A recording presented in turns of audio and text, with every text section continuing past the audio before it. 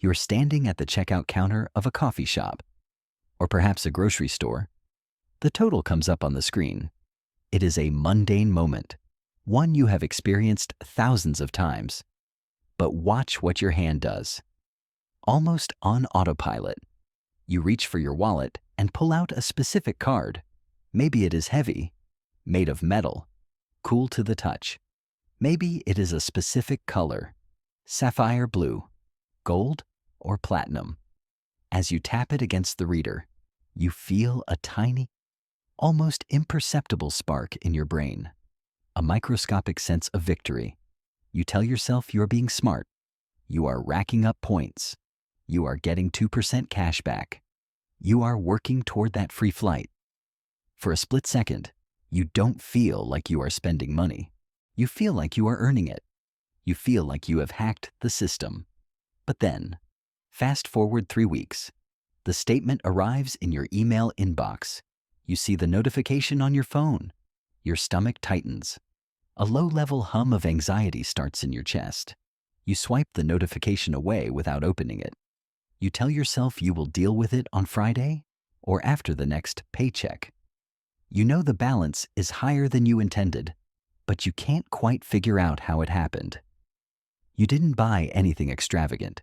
You just lived. This cycle, the dopamine rush of the swipe, followed by the crushing avoidance of the bill, is not a sign that you are bad with money. It is not a sign that you lack discipline. It is a carefully engineered psychological loop designed to weaponize your own biology against you. You are not just a customer.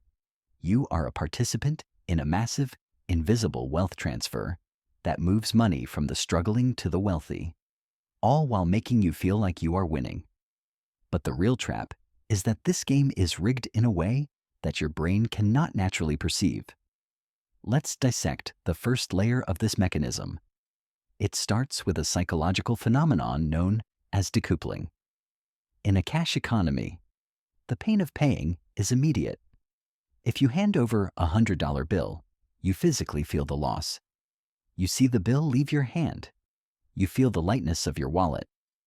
Your brain registers this as a negative stimulus, a pain of paying, which naturally curbs your spending. It makes you hesitate. It makes you question if you really need that second pair of shoes. Credit cards sever this connection. When you swipe or tap, there is no immediate loss. In fact, the experience is frictionless. The card goes back into your pocket. You walk away with the item.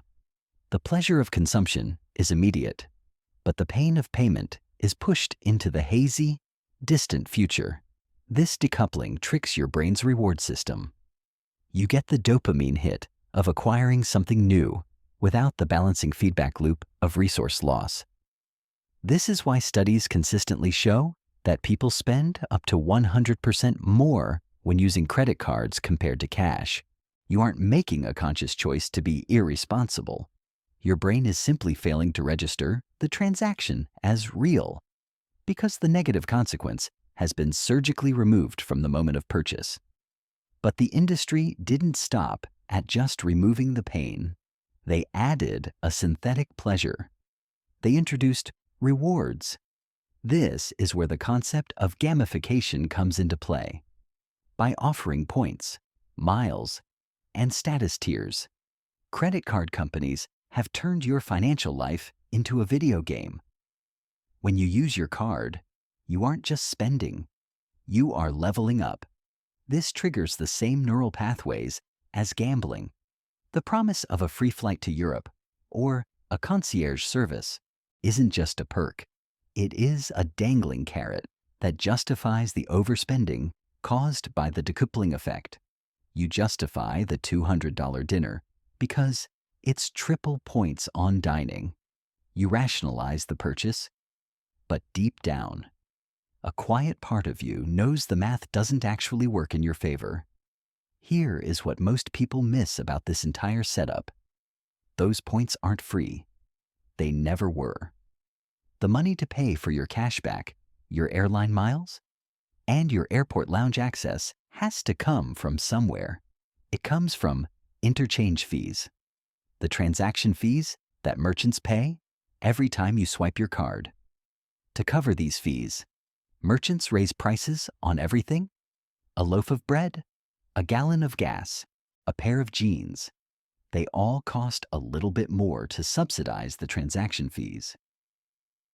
This creates a hidden economy, a reverse Robin Hood scenario.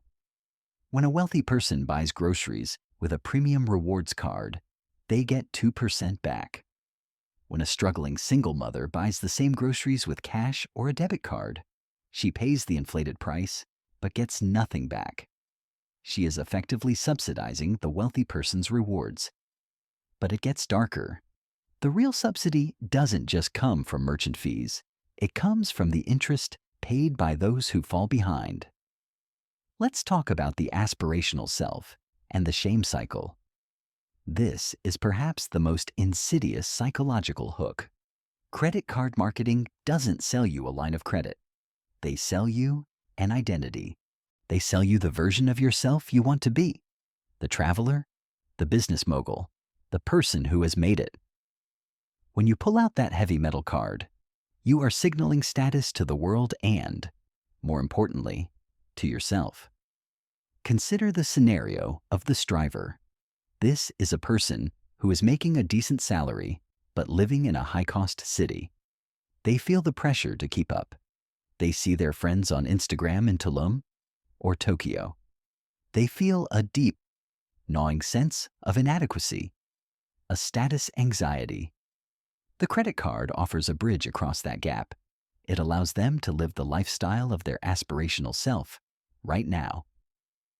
But when the bill comes and they can't pay it in full, the avoidance coping mechanism kicks in. This is a defensive behavior where we ignore a stressor to protect our emotional state.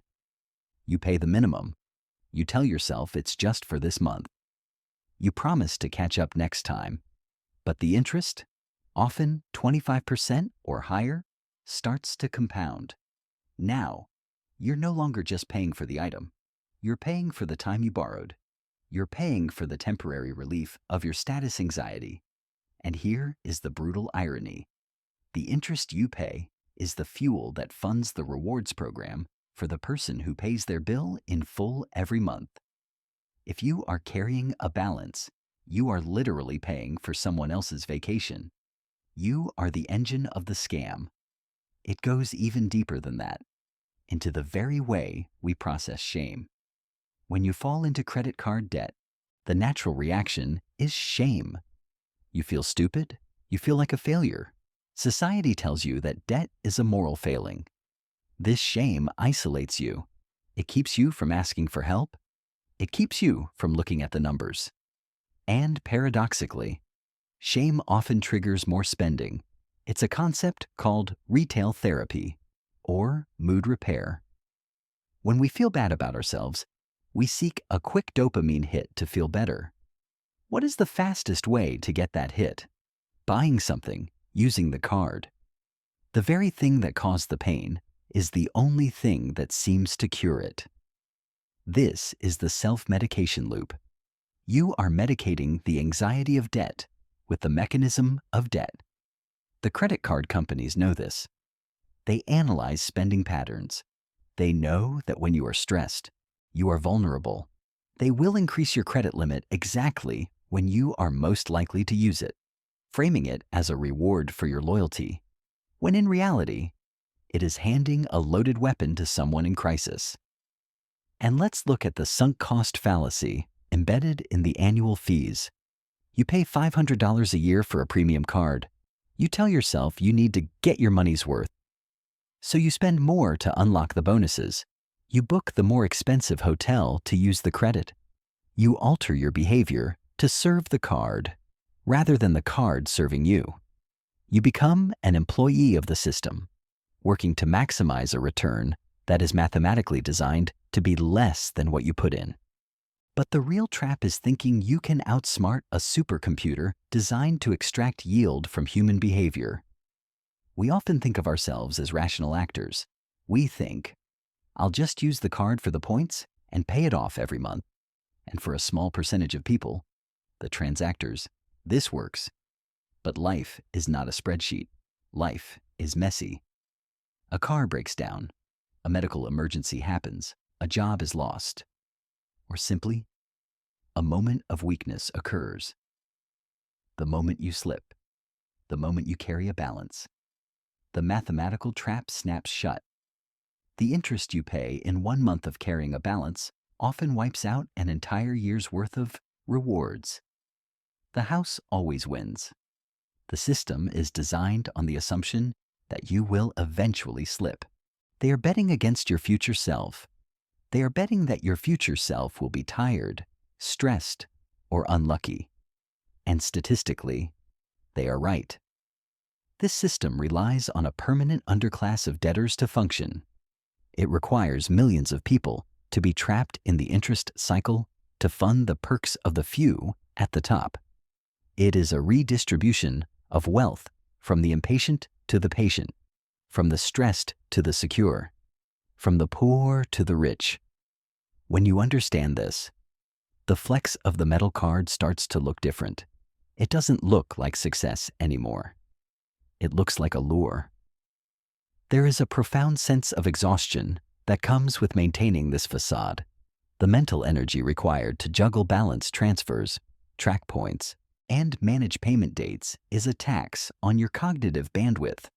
We discussed in previous videos how poverty reduces cognitive function. This complicated game of credit rewards does the same thing. It occupies your mind. It keeps you focused on the micro-tactics of optimizing spend, rather than the macro strategy of building real wealth.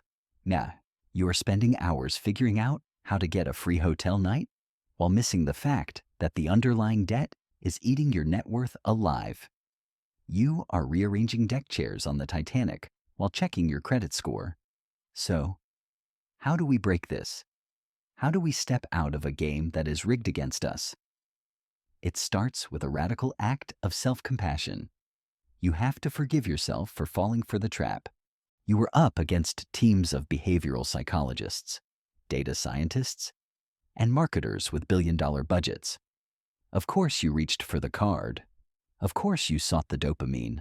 You are human. Next, you have to recouple the pain of paying. This might mean going back to cash for a while. It might mean using a debit card. It means feeling the transaction. It means opting out of the rewards game entirely if you know you are prone to carrying a balance. It means accepting that 2% cashback is not worth 25% interest. It requires questioning the status symbols we have been sold. Is the person in the airport lounge actually wealthy? Or are they just playing a high-stakes game of arbitrage with their own future? True wealth is not points. True wealth is not a credit limit. True wealth is the silence of a paid-off balance. It is the freedom of not owing anyone anything. As you go through your week, pay attention to that moment at the register. Pay attention to the urge to swipe. Ask yourself, am I buying this because I need it? Or am I buying a feeling? Am I playing the game? Or is the game playing me? The system is designed to keep you running on a treadmill, chasing rewards that are always just out of reach, while the ground beneath you moves backward. You have the power to step off. You have the power to stop funding someone else's vacation with your peace of mind. It won't be easy. The withdrawal from the dopamine of spending is real. The boredom of living within your means can feel restrictive at first, but on the other side of that restriction is a freedom that no credit card company can offer you. What is the one reward you've been chasing that, in hindsight, cost you more than it was worth? Think about it. And when you're ready, let's start the real work of building wealth that belongs to you, not the bank.